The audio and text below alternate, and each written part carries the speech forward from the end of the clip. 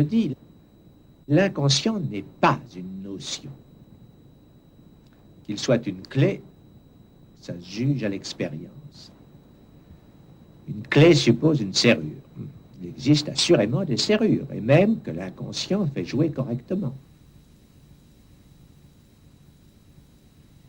Qu'y eut-il de si rare dans la voix qui, semaine après semaine, pendant 27 ans, s'est fait entendre dans son séminaire, dont les dernières années se sont passées ici, à la faculté de droit du Panthéon.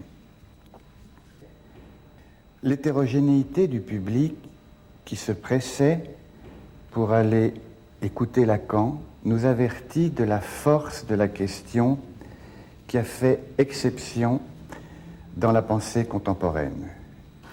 Pourquoi est-ce que dans son retour à Freud, dans son renouvellement de la psychanalyse, Lacan a-t-il interrogé des disciplines aussi différentes que la linguistique, la topologie, la mathématique, la philosophie, la littérature, l'anthropologie?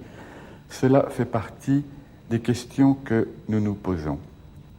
Mais avant de raisonner pour un public aussi large, il a fallu que l'enseignement oral de Lacan, contrairement à celui de Freud qui passait par l'écrit, puisse sonner auprès d'un petit nombre de disciples dont nous avons recueilli le témoignage. D'autres, aujourd'hui disparus, Françoise Dolto, François Perrier, Octave Manoni, le père Bernhardt, auraient eu leur place dans cette enquête qui s'est fixée pour objectif de restituer qui, à travers ses paroles vivantes, qui a été Lacan. Pas seulement le théoricien génial, mais aussi l'homme et l'analyste.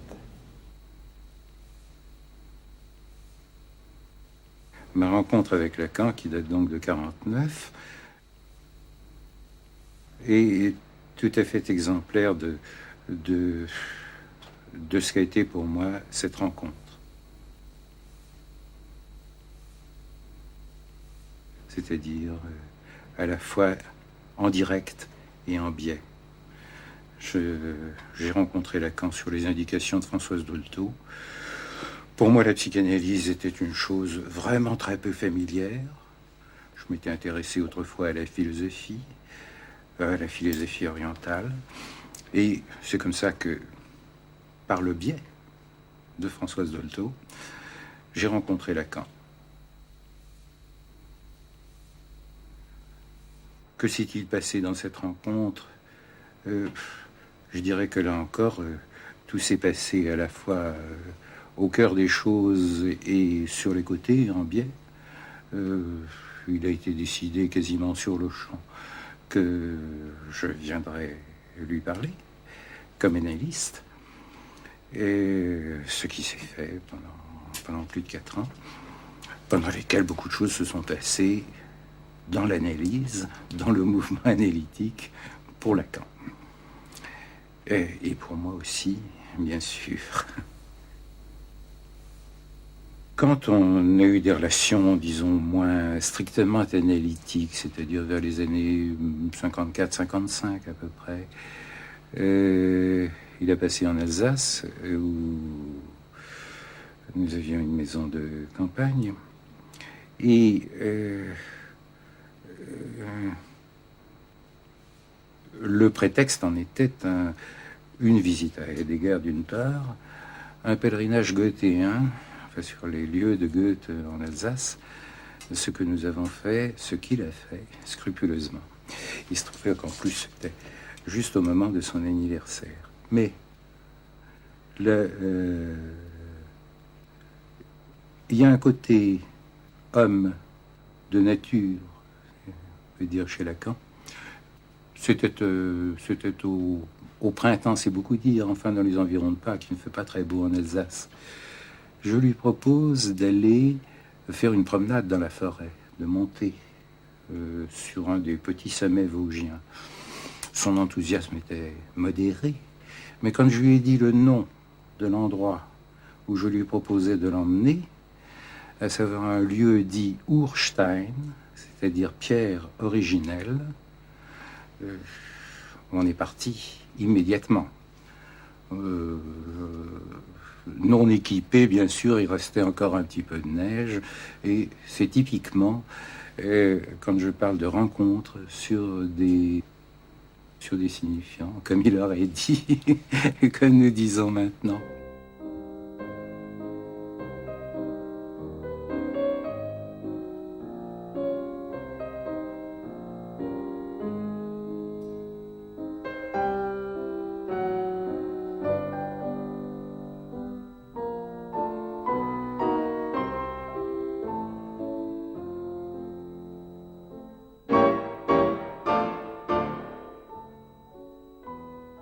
Fin 49, j'ai commencé mon travail avec Lacan comme analyste de contrôle. J'étais en contrôle chez lui. Pour ma part, à un moment donné, vraiment, je pensais sérieusement à laisser la psychanalyse. Enfin, je pouvais trouver d'autres choses à faire.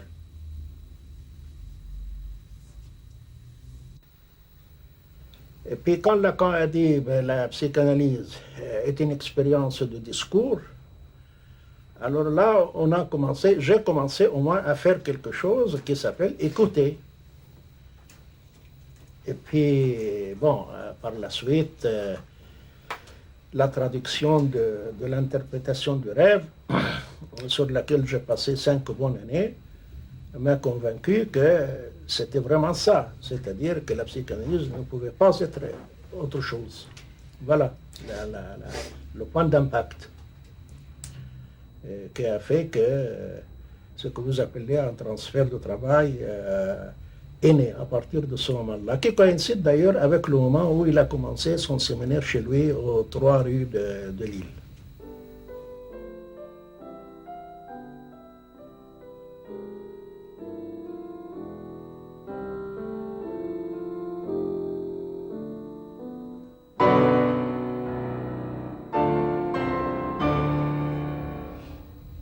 Moi, c'est en 1948 que j'ai commencé mon analyse chez Lacan, et je ne connaissais Lacan même pas de nom, et je connaissais très peu de choses à la psychanalyse. Bien entendu, j'avais lu un certain nombre d'ouvrages, mais finalement très peu. Quant à Lacan, je ne connaissais pas du tout.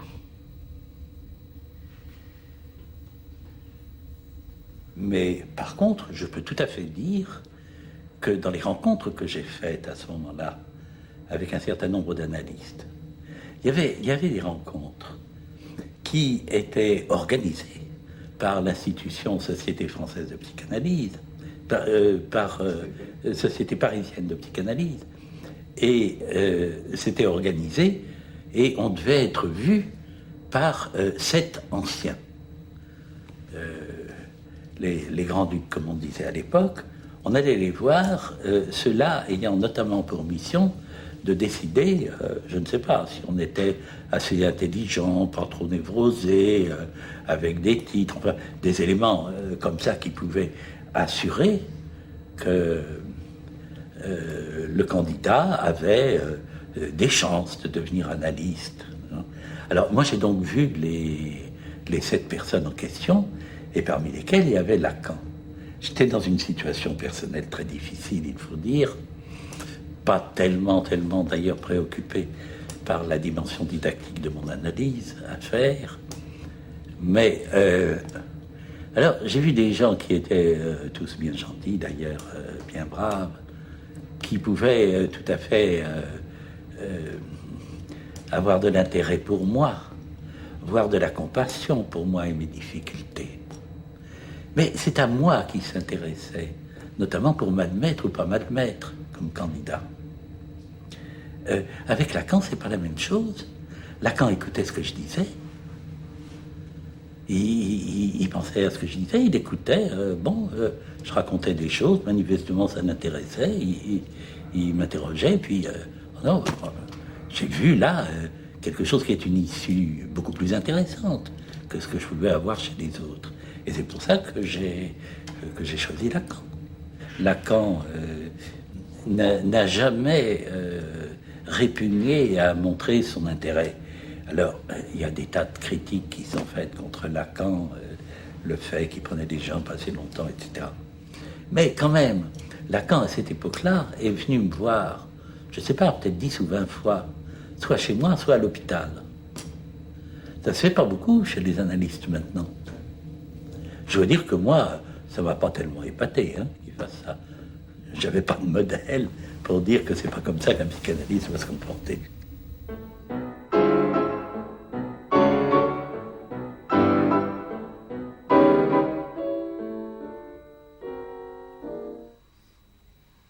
Un certain Jacques Lacan sévissait à Sainte-Anne sous deux formes essentiellement. D'une part, une présentation de malade et d'autre part, un séminaire dont on commençait à parler. Jacques Lacan à Sainte-Anne avait été l'élève de Gaëtan de Clérambault. À la présentation de malade, Lacan examinait un malade. Lacan ne faisait pas grand-chose d'autre que de dialoguer avec lui. Autrement dit, de susciter quelque chose de son discours. Que Lacan fût psychanalyste, ce n'était pas évident dans le cadre de cette présentation, mais si on descendait un étage, je tombais devant quelqu'un qui faisait le séminaire sur les formations de l'inconscient. Alors là, j'ai compris qu'une pensée était en train de s'élaborer. Dans son enseignement même abstrait et schématique et déjà un petit peu sinon mathématisé mais géométrisé, Lacan faisait passer quelque chose qui était de l'ordre des rapports du discours et de l'inconscient, du sujet et de l'autre, du grand autre et du petit autre. Enfin, on ne va pas reprendre ce qu'il a ensuite développé. Mais disons que c'est effectivement, après avoir découvert le psychiatre, que j'ai rencontré l'analyste. Moi, j'étais à l'époque jeune interne. Les chefs de clinique s'appelaient François Perrier, Serge Leclerc, Guy Rosolato. Ça, c'était 2 ou 3 ans avant que je ne fasse une démarche auprès de Lacan. J'avais écrit une lettre à Lacan en disant « Monsieur, je souhaiterais vous rencontrer pour éventuellement entreprendre une analyse sous votre direction. »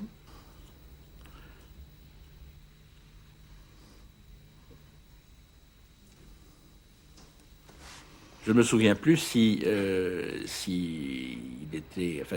j'étais moi-même conscient du côté un peu ambigu de cette demande. En tout cas, ce dont je me souviens très bien, c'est de la réponse de Lacan, non pas écrite, mais il m'a téléphoné tout simplement pour me donner rendez-vous. Et la première chose qu'il m'a demandé, c'était « Qu'est-ce que vous entendez par ma direction ?» Alors j'ai bredouillé quelque chose en lui disant qu'il ne fallait peut-être pas qu'il... Alors voilà, naïf, il ne fallait pas s'arrêter à ce que j'avais dit. Ça commence bien de dire à son analyse, surtout ne vous arrêtez pas à ce que je dis, je veux faire une analyse, je veux que ça soit avec vous, etc. Bon. Lacan était pour moi, au fond, l'analyste avec lequel je risquais de ne pas faire d'analyse. Je crois que c'est comme ça que je suis allé le voir. Mais je me suis aperçu, depuis que je suis praticien de l'analyse, que c'est souvent le cas, que les gens viennent faire une demande à l'endroit où ils ont le sentiment soit qu'on va la refuser, soit qu'on va la prendre d'une façon qui ne les mettra pas trop en danger. Enfin voilà donc l'état d'esprit sous votre direction.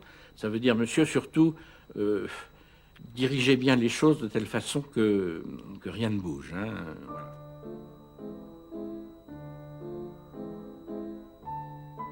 J'ai commencé à voir Lacan en 1957. J'ai rencontré Lacan par le plus grand des hasards, comme toujours, comme il se doit. C'est-à-dire que je préparais l'internat de Paris avec 2 amis. L'un d'eux était un agrégé de philosophie. Et il avait la particularité étrange, c'est que vers 4 heures de l'après-midi, il se levait, il nous laissait continuer notre travail, puis il s'en allait, on ne savait pas où, et puis il revenait à peu près 1 heure plus tard, l'air manifestement soulagé. Et nous étions, mon ami et moi, très intrigués par ce comportement qui se produisait 3 ou 4 fois par semaine. Vous ne pensiez pas que c'était un rendez-vous galant? Eh bien, sa femme charmante qui était là n'en semblait absolument pas inquiète. Et puis, la conversation et l'intimité grandissant, cet ami nous a fait part du fait qu'il allait à sa séance d'analyse chez Lacan, et cet ami, il se trouve que c'était Jean Laplanche.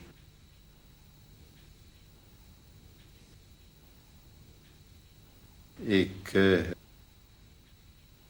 à partir de ce moment, nous avons été amenés à parler de psychanalyse, et que les symptômes dont mon ami et moi, qui travaillions donc avec lui l'internat, se sont montrés brusquement assez ranimés, assez stimulants pour que nous allions l'un et l'autre, mon ami et moi, cet ami qui était Pierre David, eh bien, pour que nous allions voir Lacan.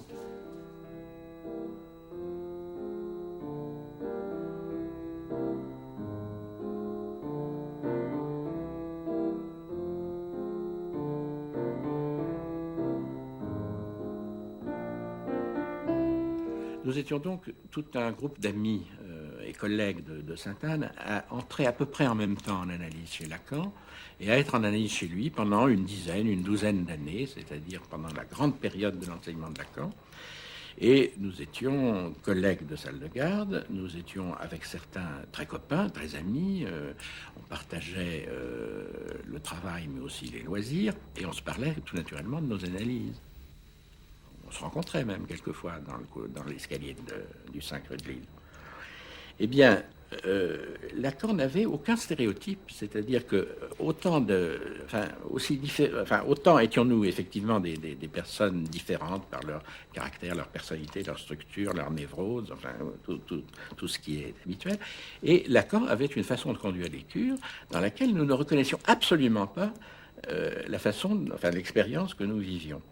Je crois que c'est quelque chose qui me paraît important de souligner, parce qu'on a tellement voulu réduire la pratique de Lacan à des espèces de stéréotypes, durée de séance, silence quasiment absolu, position par rapport au divan, interruption des séances, enfin, je veux dire, tout ce qui a été épinglé ensuite comme entorse au cadre classique. C'est vrai que ces séances ne se déroulaient pas d'une façon, je dirais, fixée par des standards, mais en tout cas, elles étaient personnalisées, disons.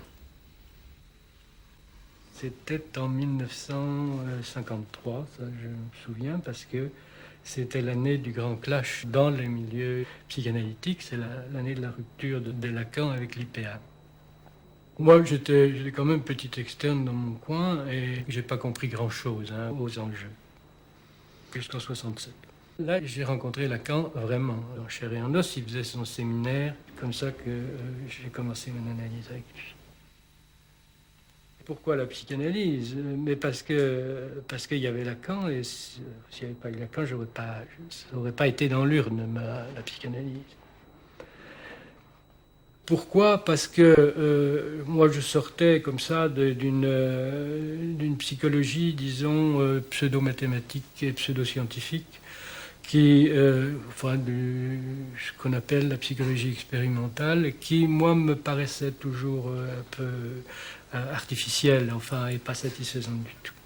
Et avec Lacan, au séminaire, j'ai assisté à un effort certain pour reprendre la psychanalyse et essayer d'en faire quelque chose de rationnel et de scientifique si possible.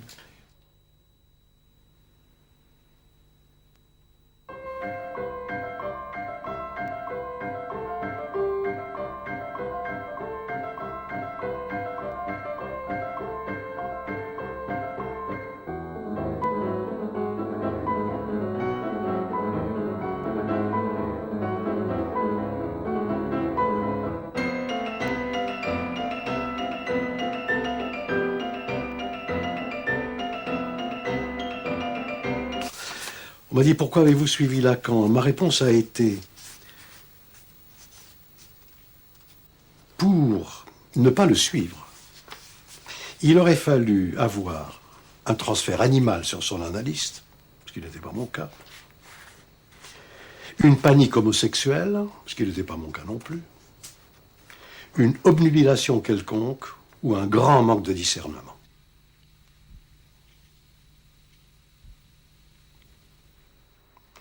Et la question suivante était, pourquoi est-ce qu'il vous a séduit ? Je ne vais naturellement pas dire qu'il était séducteur. C'est une platitude, une imbécilité. Il m'a séduit parce qu'il était séduisant. Il était suprêmement séduisant.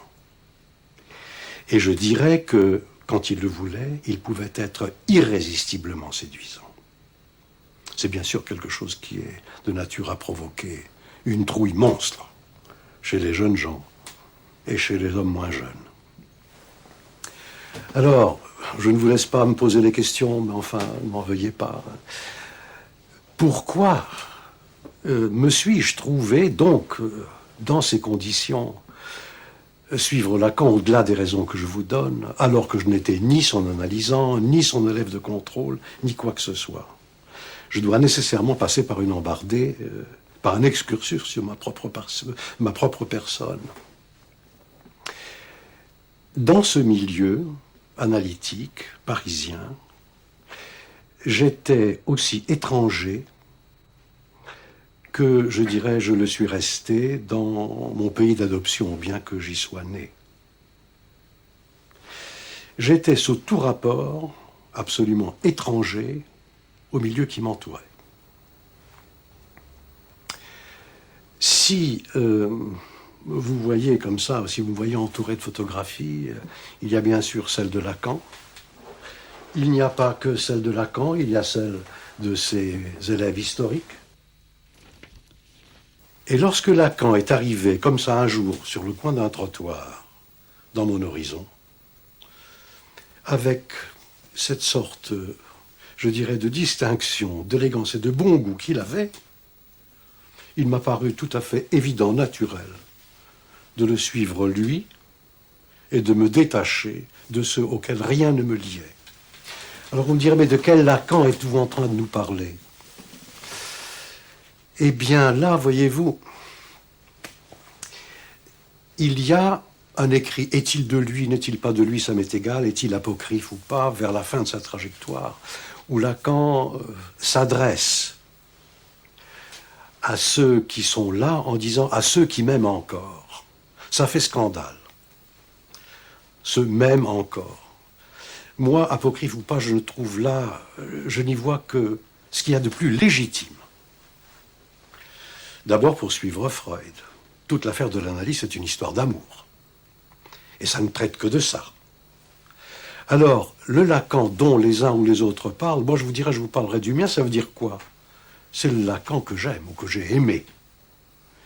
Et je me suis tourné contre lui lorsque j'ai cessé de l'aimer.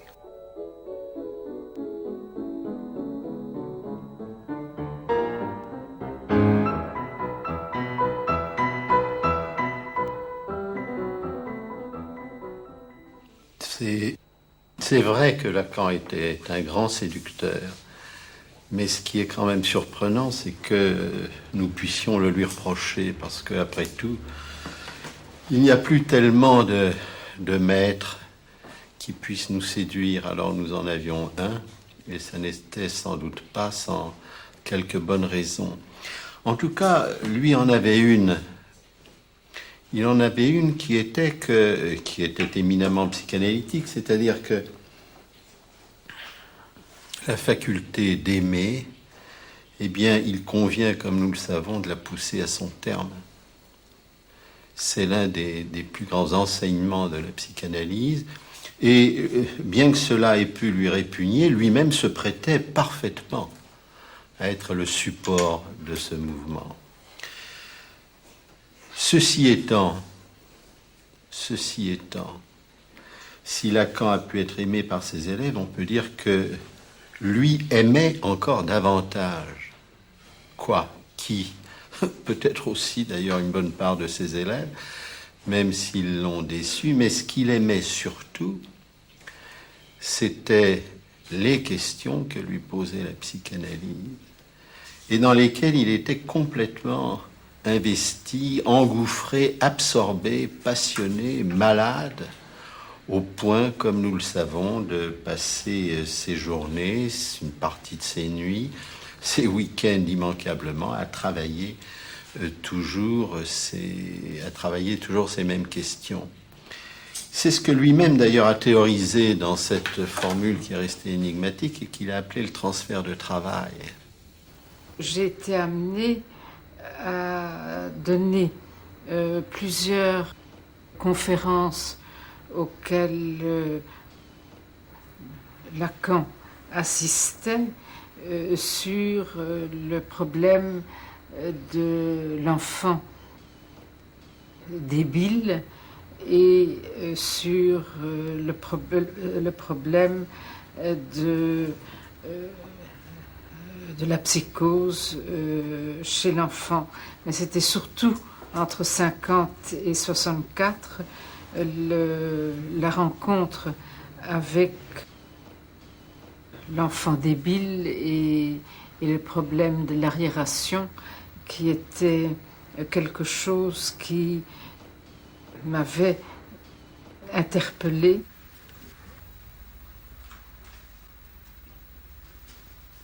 Et c'est au détour de ces conférences que Lacan m'a dit un jour, il faut venir me voir et faire une tranche d'analyse avec moi. J'étais à ce moment-là déjà analyste de l'international via la Belgique, donc j'avais tous mes certificats de vaccination conformes. Lacan était intéressé par ce qu'il y avait de plus naïf dans mon expérience, qui ne reposait pas sur des critères théoriques bien définis. Les cures se faisaient, et les rencontres se faisaient plutôt dans la mouvance de ce qu'avait été ma propre analyse. C'était surtout de longues années d'une très grande amitié et d'une passion au niveau du travail. Ce qu'il m'amenait, c'était une possibilité de trouver mes mots, les mots pour le dire, d'une expérience qui était demeurée parallèlement importante avec Françoise Dolto, mais qui m'arrachait à tout mimétisme, dans la mesure où il y avait à trouver ma voix propre.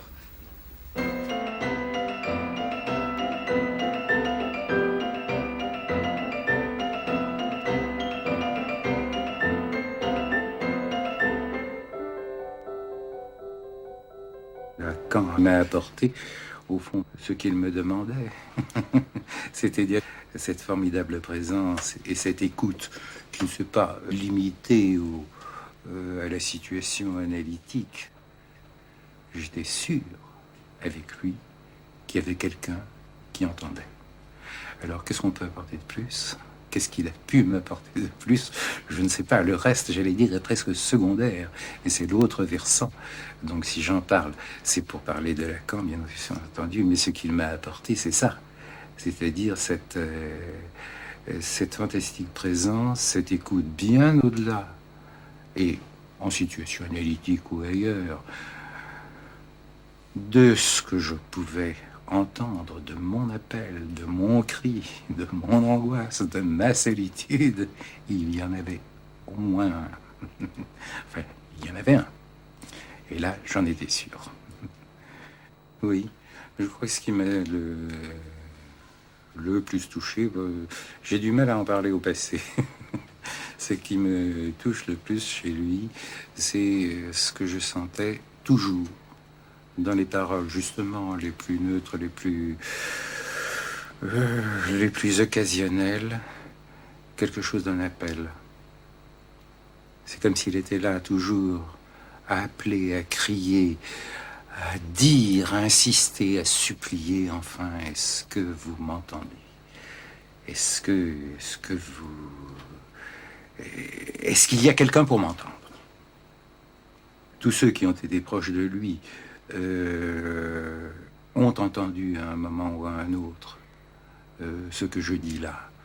C'est quelqu'un qui vous appelait à 2 heures du matin parce qu'il avait quelque chose à dire dans des moments justement de crise ou de difficulté. Justement, dans ses premières années, vers les années 53, au moment où il se sentait en butte à la malveillance, pour ne pas dire à la persécution de ses collègues analystes, commençait comme ça à téléphoner en pleine nuit pour dire son désarroi. Lacan, vis-à-vis de ses élèves, avait une confiance, vous pouvez appeler ça comme ça, sans borne. C'est-à-dire, il les voyait comme des collègues, des collaborateurs, mais aussi comme des porte-parole, comme des messagers, pour ne pas dire des prophètes. Et ça, c'était bien, mais ça comportait quand même une certaine méconnaissance de ce qu'il était bien placé pour savoir mieux que n'importe qui, à savoir une telle attente ne pouvait être ressentie de l'autre côté, c'est-à-dire le côté de l'élève, que comme une demande qui pèse très lourd. Ensuite, c'était une demande irréalisable, parce qu'après tout, quand vous êtes dans un séminaire de Lacan, bon, les idées que vous avez entendues au séminaire peuvent revenir à votre esprit, peuvent vous éclairer, peuvent vous aider beaucoup, mais quand même, ces idées vont vous rendre ce service sur votre propre chemin. Ce qui fait que le résultat, si vous donnez la peine d'écrire, sera quelque chose comme un texte où il y a des idées de Lacan, mais qui sont dans un ensemble qui est de votre cru. Moyennant quoi, Lacan était en position de dire qu'on lui prend ses idées, mais qu'on les déforme, ou bien qu'on l'a mal compris. Et ça n'a fait qu'aggraver les tensions.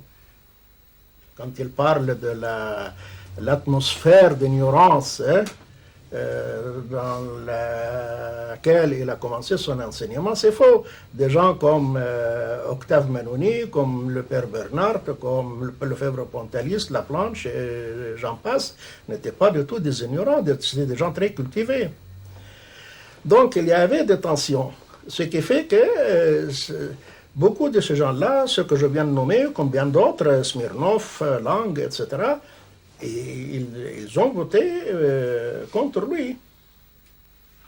Ce vote contre Lacan comportait un enjeu fondamental.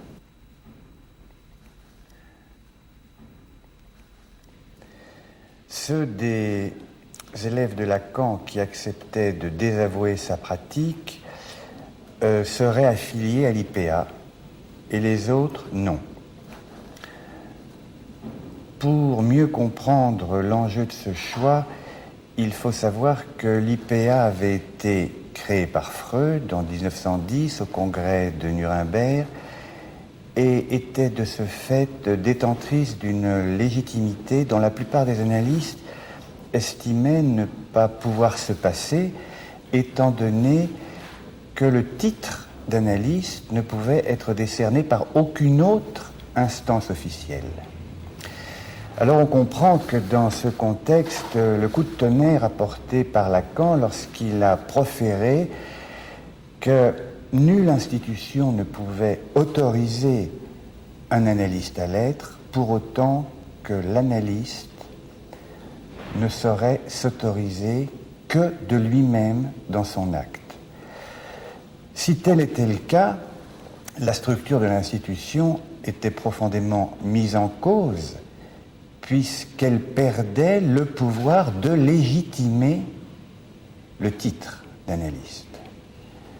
Il ne pouvait pas, à l'époque tout au moins, prendre la moindre distance, je dirais dans son cœur, par rapport à ses collègues anglo-saxons. C'était eux qu'il poursuivait dans les congrès, dans les réunions desquelles il essayait de rentrer par les fenêtres lorsque les portes étaient fermées. Cet internationalisme-là, dans sa vie, Lacan, je pense, l'a d'une certaine façon rêvé, vécu. Il a eu la nostalgie de quelque chose qu'il n'avait jamais connu et qui, je pense, construisait entre nous des fils secrets. Et je pense que Lacan ne s'y est pas trompé. Lorsqu'il m'a, dans cette troïka historique donc, des premiers compagnons de Lacan, Perrier, Leclerc et moi, lorsqu'il m'a envoyé en étrave dans les réunions internationales, c'était bien sûr parce qu'aucune langue ne pouvait m'arrêter, mais parce qu'il connaissait aussi ma motivation sous ce rapport. Nous étions embarqués dans une entreprise où une solidarité, je dirais, régimentaire devait régner entre nous. Leclerc, moi, Lacan, d'autres encore. Lacan rompait ce pacte fraternel. C'est que dans cette relation, à un moment, il s'est passé quelque chose qui a fait que je ne pouvais plus continuer à aimer Lacan. Et je ne pouvais plus continuer à l'aimer parce que Lacan me trahissait. Qu'il me trahissait dans toutes les coordonnées possibles de la trahison. Il me trahissait d'abord sur le plan, je dirais, d'une sorte, des effets d'une sorte d'estime fondamentale que l'on a pour son semblable et qui consiste à ne pas le méconnaître, de ne pas méconnaître ce qu'il y a en lui de fondamental. Je rappelle que je n'étais, par rapport à Lacan, ni son analysant, ni son contrôlé. Autrement qu'au sens comme ça de groupe de travail. Ce qui n'empêche pas les transferts de travail, bien sûr. Lacan, pour moi, était un frère aîné. Et par rapport à un frère aîné, il est banal, et je dirais que la tragédie nous le montre. Il est banal que surgisse à un moment où on est amené à dégainer. Non, je n'ai jamais pris le parti des ennemis de Lacan. Seulement, je suis trop peu occidental pour que, quand j'ai essayé, contraint par une nécessité, de poignarder quelqu'un, et que la lame a heurté une côte, de la retirer en disant « Oh pardon, je suis tombé hein, », et puis je l'avais en avant, alors ça s'est heurté là. Je recommence, en visant mieux, en essayant de passer cette fois-ci entre les côtes. Ce qui fait que, à ce moment-là, entre Lacan et moi, c'était ça. C'était pour moi une chose impardonnable que je n'allais pas lui pardonner. Officiellement, le conflit entre Lacan et l'IPA éclata pour des raisons techniques. On reprocha à Lacan ses séances courtes. En fait, ce reproche en voilait un autre plus souterrain. Lacan, en contestant que la fin d'une séance doit être réglée par une machine, par la montre, et en avançant qu'elle devait être instituée par la présence vivante de l'analyste, substituait à un règlement de fonctionnaire un acte éthique. Pourquoi ne pas intégrer les notions qu'apportait Lacan ? Moi, je crois que c'est parce qu'elles étaient de Lacan et qu'il portait ombrage à assez maître à ce moment-là, par le fait de ses positions, de ces positions qui, comment dire, des positions de principe qui étaient nées avec sa thèse en quelque sorte. Hein. Le fait que l'inconscient est structuré comme un langage, si tu veux, c'est dans la formule, elle est dans la thèse, elle est à la fin de la thèse. Alors je crois que là il y a quelque chose qui effectivement ne pouvait pas être sûr sur cette, ce qui a entraîné une conception de l'inconscient un peu différente.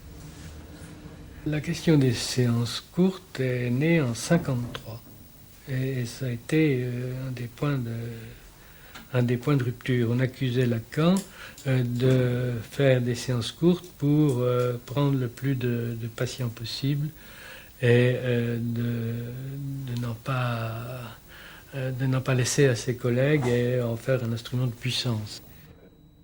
Les séances, non seulement n'étaient pas de 45 minutes, elles n'étaient jamais de 45 minutes, ou exceptionnellement. Ou alors, quand il estimait nécessaire, il faisait revenir. Il demandait à l'analysant de revenir de 1 heure ou 2 heures plus tard, et parfois même 3 fois, 4 fois par jour. Bon, le problème est un problème technique que Lacan n'a jamais défendu ni proposé à ses élèves. Il a toujours laissé ses élèves faire là-dessus comme il voulait. Qui consiste en ceci. C'est que ce qui se donne à entendre dans une formulation est lié à la césure. C'est comme dans n'importe quel texte. C'est la ponctuation qui fait que ce texte donne à entendre ce qu'il véhicule sans qu'on sache bien ce qu'il véhicule. Mais selon la ponctuation que vous allez lui donner, comme vous le savez, ça a été un grand problème pour les textes, pour les textes sacrés, que celui les variations de sens qui résultent selon la ponctuation qui est opérée. Eh bien, il en est de même dans toute parole, c'est la ponctuation, la césure, la coupure, qui donne à entendre ce qu'il y a éventuellement à entendre. Il n'y a peut-être rien à entendre. Et donc, Lacan se servait de cela. Ce qui fait que la durée d'une séance pouvait être liée à ceci, c'est que vous n'aviez rien de significatif à dire. Ça arrive. On ne peut pas toujours être branché. L'inconscient, il lui arrive de dormir, de se reposer, d'être ailleurs, je ne sais pas moi où il est. Eh bien, Lacan pouvait arrêter la séance parce que il n'y avait rien de spécial qui pouvait là se dire. Et puis, il pouvait aussi arrêter la séance parce que la coupure qu'il donnait, eh bien, donnait toute sa vertu, tout son sens à ce qui venait d'être formulé et ce que le patient avait à entendre. Alors, il y avait donc chez lui un maniement de cette ponctuation qui parfois était pertinent, parfois pouvait ne pas l'être. Il n'était pas sûr non plus de ne jamais se tromper. Peut-être que la bonne ponctuation aurait été ailleurs. Mais en tout cas, c'est pour des raisons théoriques très, très claires qu'il se servait de cela. Le Lacan dont nous parlons, c'est-à-dire le Lacan en pleine possession de ses moyens, était un praticien absolument respectueux de ses patients, très ouvert à toute, comment dirais-je, à toute demande. C'est un des rares praticiens dans sa position à ne pas imposer de longues attentes quand on lui formulait une demande d'analyse. Il n'avait pas de liste d'attente. Bon, sa pratique de séances à durée variable ou de séances assez raccourcies, évidemment, lui permettait de recevoir beaucoup de monde. On a glosé là-dessus, j'ai lu dans la dernière biographie qui est parue, on a même calculé combien il pouvait gagner par jour. Naturellement, nous avons tous fait ce calcul en notre temps, et personne n'est jamais arrivé, même à un ordre de grandeur du chiffre, certainement. Et puis, c'était son problème. Enfin, je veux dire, je vois pas pourquoi, en quoi ça nous regarde. Ce qui est plus ordinaire, c'est de passer beaucoup de temps à une tâche et que ça ne vous rapporte rien. Vous pouvez aussi être pris dans une autre dimension qui est celle de l'urgence, de la hâte, de la presse, du harcèlement, de la nécessité, de l'obligation. et donc y mettre moins de temps et que ça vous rapporte plus. Il y a un rapport au temps, un rapport métrique au temps, où tant de temps c'est tant d'argent, mais qui est un rapport qui a besoin d'être analysé. C'est pas du tout un rapport naturel au temps. C'est un rapport, permettez-moi de l'appeler par son nom, un rapport de salarié. C'est le temps industriel. C'est même pas le temps agricole, qui lui ne connaît pas le même temps. C'est le temps très précisément de l'industrie. C'est un temps qui date du 19e siècle. Mais le temps, c'est bien plus que de l'argent. Le temps, c'est la mort. C'est pas de l'argent. Et dire que le temps, c'est de l'argent, c'est simplement masquer cette dimension-là. C'est que le temps, c'est la mort. On préfère l'oublier. Et on va donc dire que plus le temps passe, plus je gagne. Eh bien non, plus le temps passe, je ne gagne pas. Et j'oublie ce qu'est le temps. Et la façon de procéder de Lacan était une manière de signaler que nous ne sommes pas éternels, nous nous vivons comme éternels. Eh bien, premièrement, nous ne sommes pas éternels. Et d'autre part, il y a urgence. Il ne faut pas remettre à demain, il ne faut pas dire « Tiens, mon travail ou mon livre, je vais encore y mettre 6 mois, ça... » Non, il faut y aller pour pouvoir ensuite passer à autre chose. Du côté de l'IPA, je ne dis pas l'IPA tout entière, mais en tout cas du côté de l'IPA, quelque chose avait été perdu de l'éthique de la psychanalyse.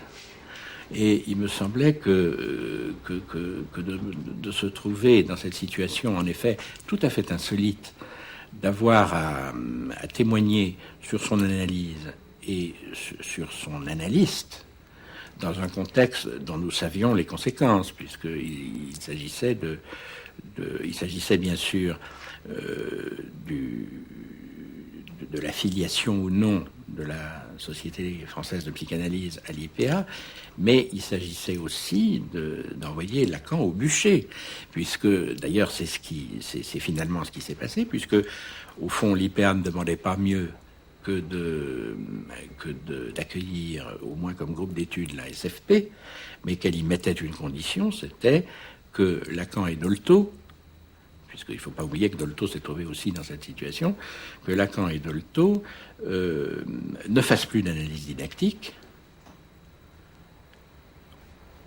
ou bien en reviennent à récipiscence en faisant les séances de 45-50 minutes. En mai 61, un comité délégué par l'IPA s'installe à Paris, à l'hôtel Westminster, sous la direction de Pierre Turquet, et entreprend une enquête inquisitoriale qui paraît incroyable aujourd'hui, mais qui eut lieu. Ceux qui désavouaient la pratique de Lacan s'opposent à d'autres qui reconnaissent sa justesse. Après un certain temps, la commission Turquet décide de ne pas reconnaître la qualité de didacticien de Lacan, que ses élèves sont mis au pied du mur et sommés de choisir leur camp, pour Lacan ou pour l'IPA. Et alors, c'est 2 ans plus tard que Lacan, qui au début n'était pas opposé à une conciliation, choisit la rupture définitive en interprétant la position de l'IPA à son endroit comme un acte d'excommunication majeur. Et il fait cette interprétation dans un séminaire mémorable qui s'est tenu à l'école normale de la rue d'Ulm en janvier 63, où il fait une comparaison entre cette excommunication d'ordre religieux et celle qui frappa un jour Spinoza. Ils voulaient savoir combien durait la séance. Pour eux, c'était un article. Article de foi, mais en tout cas, une règle de jeu analytique au même titre que la libre association. Parce que la psychanalyse, on peut le présenter comme un jeu qui a un certain nombre de règles. La règle de l'abstinence, la règle de libre association, la règle qui veut que lorsque l'un ou l'autre, c'est-à-dire l'analysant ou l'analyste dit une chose, le moment après, il ne nie pas à l'avoir dit. Autrement, rien ne se passe, tout se défait à partir de ce moment-là. Alors donc, il y a un certain nombre de règles, et pour eux, les 45 minutes, c'en était une. Alors, ils voulaient savoir si les règles sont appliquées ou non. C'était là leur point de vue. Et à ce point de vue, Lacan a été pris dans une situation extrêmement difficile, parce que comme il avait une autre façon de s'y prendre avec le discours, hein, de ses analysants, une façon de s'y prendre qui vient que c'est en eux qu'il plaçait le savoir, et que ce savoir, n'est-ce pas, se signifiait, et que donc le temps peut se régler sur ce que ça signifie, ou non pas on va régler ce que se dit comme ça sur la montre. Hein? Il ne pouvait pas se faire comprendre. Mais alors donc, il ne pouvait pas non plus revenir sur sa méthode. Mais comme il voulait quand même ne pas se laisser expulser, c'est-à-dire ne pas perdre les gens qui en principe étaient ses collègues et avec lesquels il espérait toujours dialoguer, il a fait appel à des méthodes tordues. Il a demandé à certains de ses analysants d'aller dire que la séance durait 30 minutes, 25 minutes. Hein? Autrement dit, il a demandé à certains de ses élèves de mentir, et cela a eu des effets ravageants. Mais en tout cas, c'est l'effet de la situation impossible où il a été mis. Le sorte de mauvais accueil qu'on a réservé comme ça à la doctrine de Lacan ou à son enseignement venait surtout de cela, de ce que toute l'analyse a été institutionnalisée sur la base il y a un savoir, ce savoir demande des conditions strictes pour être transmis.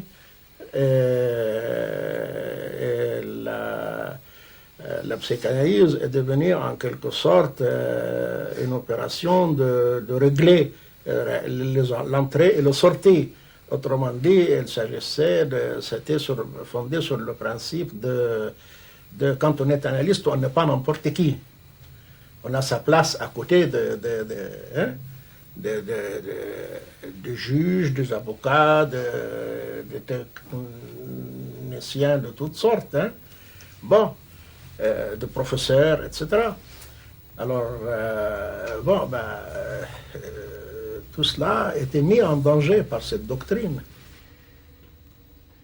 Il est tout à fait frappant que cet IPA qui n'avait pas hésité jusque-là à dire que Lacan ne pouvait absolument pas faire des analystes avec la pratique qu'il avait, cet IPA acceptait parfaitement que nous, qui étions des élèves de Lacan, moi et quelques autres, nous entrions dans cet IPA. Mais à une condition, c'est que nous votions pour l'exclusion de Lacan, pour qu'il ne puisse plus être analyste didacticien. Alors, voyez la façon, d'une part tout à fait contradictoire avec ce qu'ils avaient dit concernant Lacan et son inaptitude à faire des didactiques, mais d'autre part le caractère tout à fait pervers de la question qui nous était posée. Vous dites que vous avez été analysé par Lacan, et cependant vous dites que Lacan n'était pas un analyste. C'est une histoire complètement folle.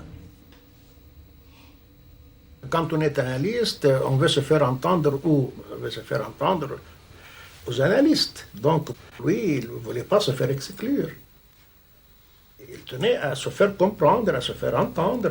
Si ça n'arrive pas aujourd'hui, ça peut arriver demain, mais enfin, il voulait qu'on lui laisse le temps, etc. De toute façon, son enseignement, dans son esprit, était pour des analystes, l'exclure.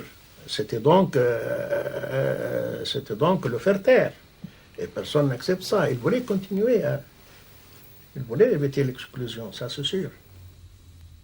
Si on suit Lacan, quand il dit qu'on reçoit de l'autre son message sous une forme inversée, on est tout simplement un imbécile quand on l'exclut, cet autre.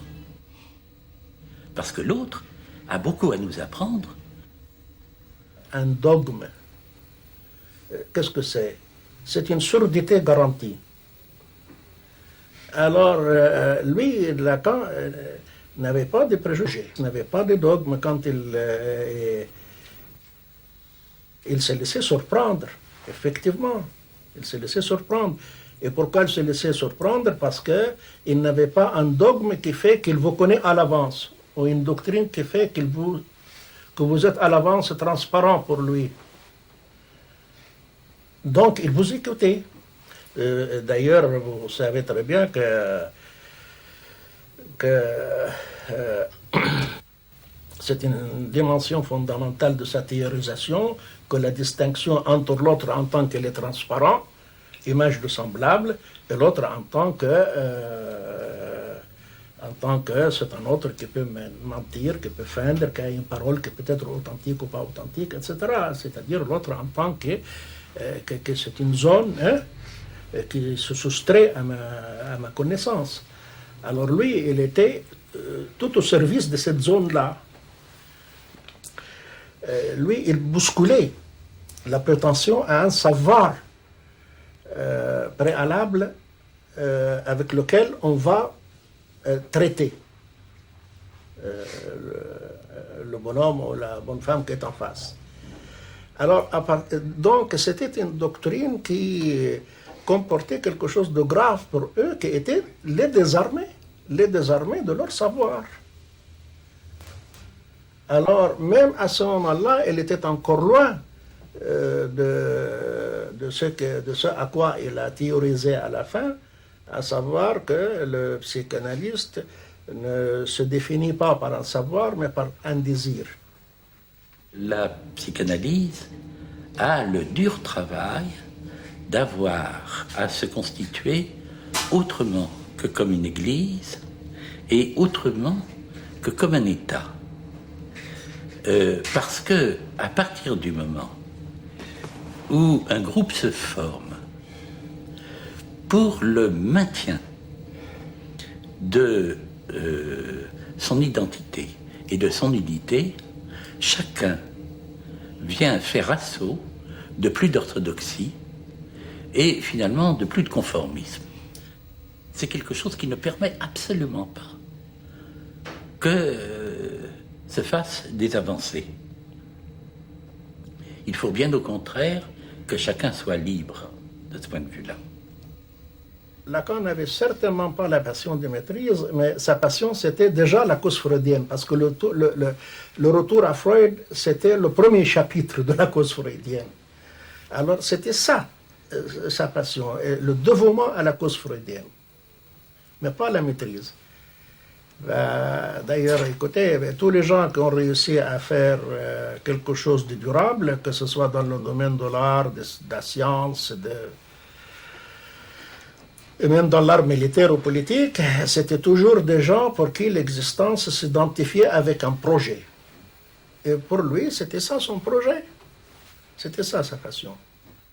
La persévérance dans le péché de Lacan et la persévérance à avoir non pas dérobé le feu du ciel, mais à avoir dérobé la parole et le langage aux dieux ou à leurs substituts. Sa persévérance à rendre la parole au sujet, à rendre la parole aux humains. Et sur ce point, il était intraitable.